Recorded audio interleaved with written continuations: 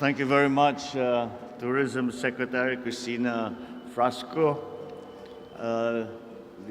our Secretary for Transport, Secretary Jimmy Bautista, BCDA Chairman Delphine Lorenzana, and I would be in trouble if I do not be complete and greet the First Lady, Luis Araneta Marcos. And our partner, matagal na po namin siyang kilala at marami po siyang talagang gustong gawin para sa Pilipinas. And this, what we opened here, this new terminal, is an embodiment of all of his ideas for our country. Lipad Director Frederick D. Go, Lipad Chairman, Frederick Go. Other Lipad officials who are here, Pampanga Governor, Gov. Delta Pineda, other local government officials, other distinguished guests, ladies and gentlemen. Well, kung makikita po ninyo, lahat kami ay pinilit namin, nakangiti kami ng dahil this is exactly what we have been talking about. And that is why even some of us, alam niyo, iba sa amin, hilo-hilo pa rin may jet lag pa rin kami galing ng New York. But we insisted to come here because this is an extremely important event for several reasons. Ito yung aming laging pinag-uusapan na PPP. How do we leverage the assets of government? How do we leverage the assets of the private sector? How do we put it together and get a synergy out of it? And I suppose, si Derek, matagal na niyang sinasabi sa akin to. I think I'm not revealing any confidences when I say we have been in discussion for months before I took office. And this is exactly the kind of thing that we were talking about. And so this is a perfect example of what government and the private sector can do. And makikita mo, kung private sector lang ang gumawa nito, hindi nila kinaya. Kung gobyerno lang ang gumawa, hindi rin kinaya ito.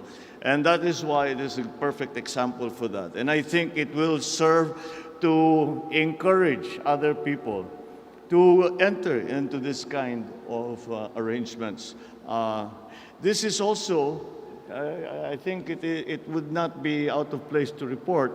This is also the kind of activity that we were actively endorsing when we were in New York and talking to possible investors in companies who are already in the Philippines but would like to increase their investment. And this is exactly the kind of partnership that we need to encourage.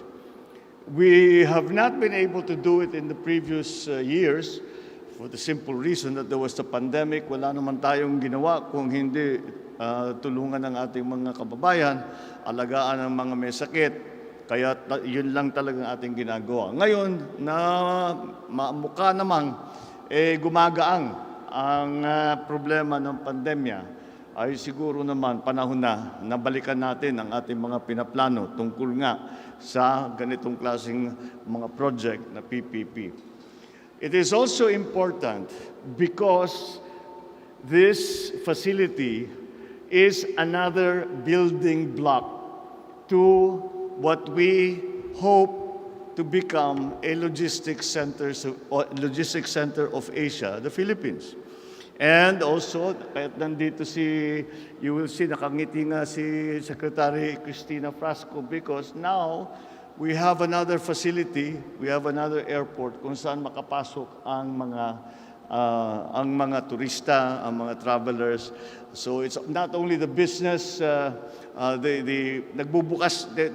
business travelers, those who are working, but also those who are visiting the Philippines.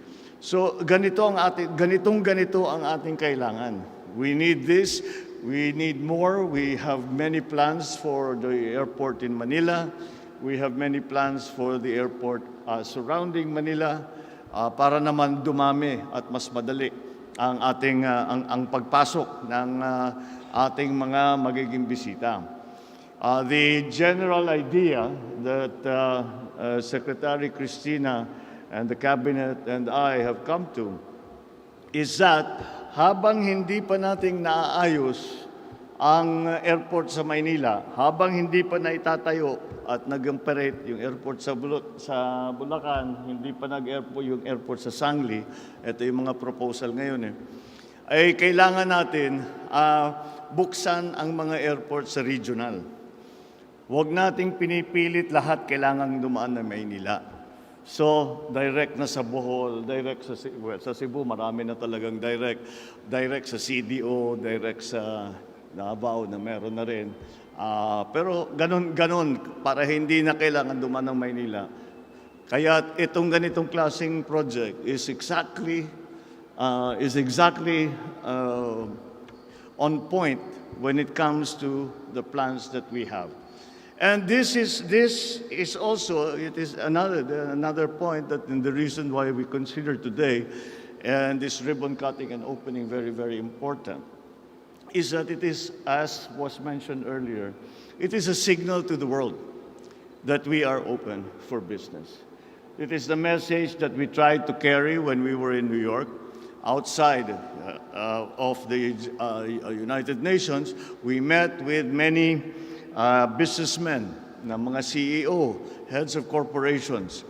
And the idea was to tell them we are willing to change in terms of documentation, procedure, even structure, even legislation, to encourage you to come into the Philippines. Again, the simple message that underlay all that we did was that the Philippines is here. We are a good place to invest. We are probably the most vibrant economy that is in Southeast Asia, and we understand the requirements and the needs of our potential investors, and we will we will do everything so that partnership becomes to the advantage of both the private sector, the public sector, to the people. And this facility is essentially a very strong signal that yes, indeed, we are open for business. We just opened a new terminal. It is state of the art, and this is one of the things that we will continue to do in the future to bring you all to come and be partners with the Philippines to help the lives of our people, to help the Philippine economy, and para pagandahin ang buhay ng Pilipino, para pagandahin naman natin ang Pilipinas. So, well done. Congratulations to Lipad. I was teasing Derek, sabi ko, pinilit nyo talaga para yung maging lipad. But it worked out very well. And of course, we have to give credit to the government agencies, the local government, BCDA, the Department of Transport, of course, for all that they had done. Before you think I'm taking credit for this project, please disabuse yourself of that notion. Hindi kami ang gumawa nito. Pero kinikilala namin na napakatama itong ginawa nito at napakalaking bagay at napakalaking tulong para sa pag-ahon ng ating ekonomiya. So let us celebrate. This is a good day, and let us keep going. We know that this is a good direction for us to take. Let us continue to go down that road, and we will see. Dahan-dahan, makikita natin na paganda ng paganda. Thank you very much, and good morning.